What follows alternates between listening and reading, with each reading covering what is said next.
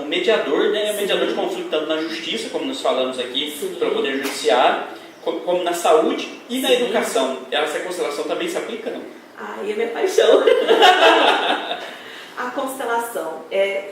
Falar um pouquinho da minha história, né? Eu fui durante 10 anos professora do CEP, que é um colégio técnico que tem aqui em Itajubá. E todo o meu processo de ir para a constelação foi uma questão pessoal. Eu tinha, como todos nós, problema com a mãe, problema com a avó, e aquela coisa emaranhado, né? Esses emaranhados que todo mundo tem. Isso foi uma coisa muito tranquila, todos nós temos.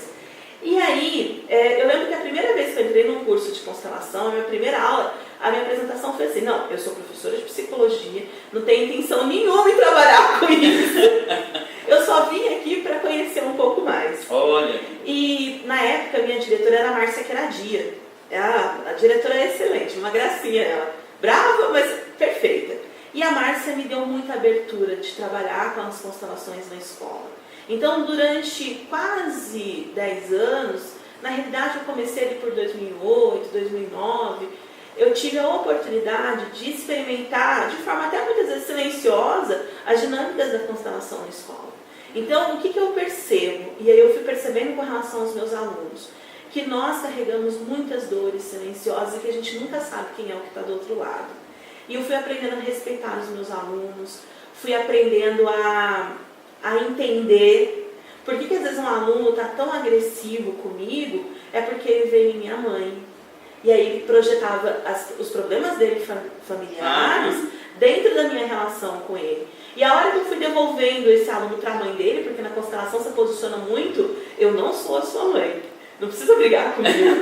A gente faz muito isso na constelação. Olha, eu não sou o seu pai, não preciso cuidar de você. E aí a hora que eu fui fazendo isso, aquela carga de ser professora, porque só um professor sabe o que é você enfrentar uma sala, com as condições às vezes não tão favoráveis, com todas as demandas emocionais, e principalmente uma população às vezes que está muito carente.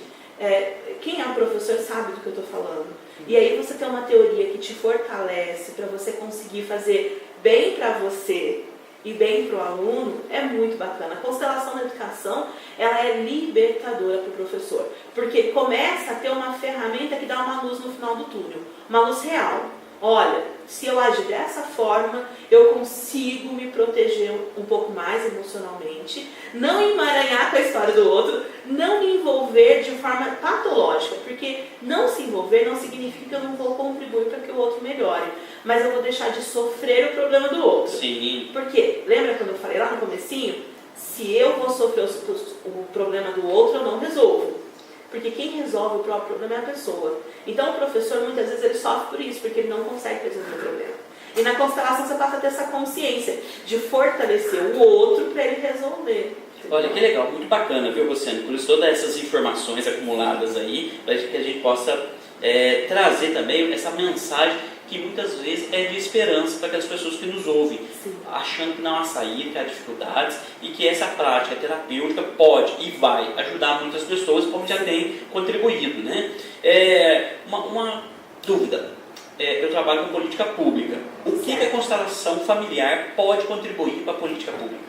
Nossa, infinito. A gente faria uma terapia com os nossos amigos, agentes políticos, nós aplicaríamos uma terapia com a sociedade, ou seria o olhar da constelação familiar para uma política pública mais adequada, de alguma forma assim? Como seria isso? Nossa, é uma pergunta muito boa. Ele vai gostar dessa pergunta. É verdade. É o seguinte, a constelação é uma filosofia também, é um olhar. Então, o que é importante dentro da política pública?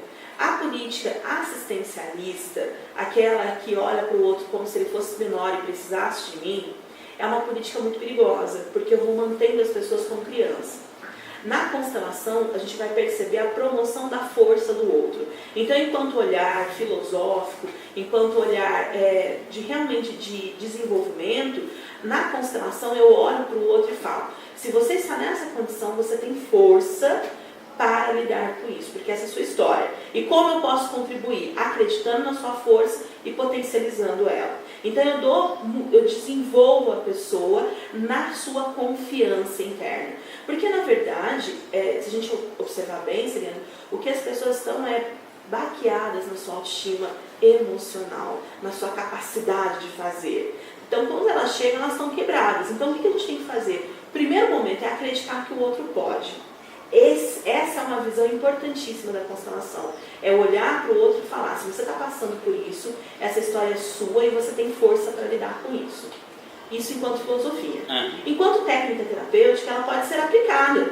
Então, eu posso ter, dentro do sistema de saúde, os grupos terapêuticos, eu posso ter dentro da educação essa postura de mediação de conflitos, enquanto técnica social, né? A gente tem as questões sociais, ela pode servir como ferramenta de atendimento, certo? De questões de CRAS, questões de família, que a gente sabe muito do centro das coisas começa com esse primeiro sistema social que é a família. Então a constelação ela pode ser usada tanto de forma aplicada enquanto teoria, enquanto técnica terapêutica, dentro das instituições, né, públicas, como ela pode ser também utilizada com a visão. A visão que eu acho que é o mais importante. Porque quando você começa a estudar a constelação, o que você percebe? A importância que o outro tem na história de vida dele. Então eu não parto mais falando, nossa, tadinho dele, deixa ela fazer para ele. Né? Então eu encontro uma casa com alguma dificuldade, eu potencializo para aquela pessoa, eu não vou abandonar, mas eu potencializo, eu valorizo a força, eu não tiro a força da pessoa, pelo contrário, eu olho e falo, se ela está passando por isso é porque ela realmente dá conta. Então eu vou junto com ela, eu não faço por ela. Não substitui ela. Não, eu vou junto com ela e vamos descobrir para você o que é melhor, e aí a gente vai trazendo a força da pessoa. Porque todo mundo tem uma luz interna, todo mundo tem. E a gente precisa despertar essa luz, essa força, e isso é o mais importante. Isso legal. traz. Esse é o caminhar da esperança, né? Muitas vezes a gente pode ter ou uma velhinha pequenininha, né? Ou um farolzão grande. Sim. Depende do nosso estímulo interior, das nossas buscas, da nossa capacidade também de olhar para nós mesmos, que muitas vezes podemos perceber que às vezes a gente não é boa companhia para nós mesmos, né? A gente pode perceber isso em algum momento da vida, né? Por isso que as caminhadas, reflexões, peregrinações também são importantes para a gente fazer essa autodescoberta, aplicando também toda essa prática terapêutica da constelação, mas se abrindo para o novo, para esse grande desafio que é olhar para dentro de si. Porque muitas vezes a gente quer olhar para o outro, né? Mas a gente precisa realmente olhar para dentro de si e verificar que a gente tem condições de acender cada vez mais essa luz interna nossa, né? Sim. É essa caminhada, né? Essa